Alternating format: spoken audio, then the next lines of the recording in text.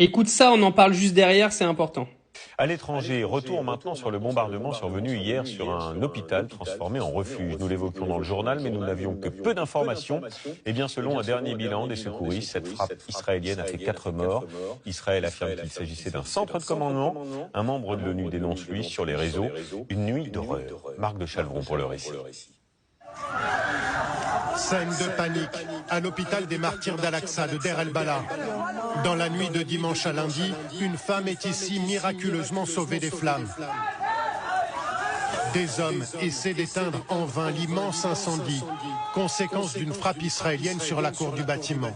Sur certaines vidéos insoutenables que nous avons choisi de ne pas montrer, on voit des personnes brûlées vives, prisonnières du feu. Des explosions suivies de crépitements retentissent. S'agit-il de bouteilles de gaz ou de munitions comme le laisse entendre l'armée israélienne? Impossible pour nous de le dire avec certitude. L'armée israélienne affirme avoir frappé ici un centre de commandement du Hamas. L'hôpital était un lieu de refuge pour des dizaines de familles de déplacés. On voit ici leurs tentes en train de brûler. Sur les centaines de familles qui avaient trouvé refuge dans la cour, 40 familles ont été touchées. La moitié d'entre elles a perdu leur enfant ou d'autres biens. Le lendemain de la frappe, on découvre l'ampleur des destructions dans la cour de l'hôpital, le désarroi des déplacés. Cette frappe a fait au moins 4 morts et des dizaines de blessés. Alors en fait, ce qui s'est passé, et en plus France Télévisions est venu pavaner sur Twitter aujourd'hui en venant expliquer, non, c'est pas vrai, on en a parlé hier dans le JT, mais en fait voilà, on vous a fait un documentaire spécial aujourd'hui. Non, bande de sales traîtres, en fait vous avez diffusé aujourd'hui des images, tout simplement parce que vous avez vu le bad buzz que vous vous êtes mangé hier soir en ayant donné 8 secondes d'antenne à ce qui s'est passé, 8 secondes.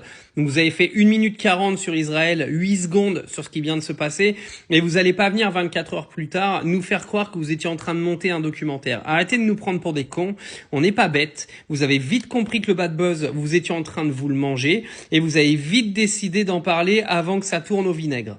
Arrêtez de prendre les gens pour des teubés, les médias en France, parce qu'il y en a ras-le-bol. Là, clairement, France Télévisions a été obligé de faire un documentaire aujourd'hui, parce que ce qui s'est passé hier est une honte.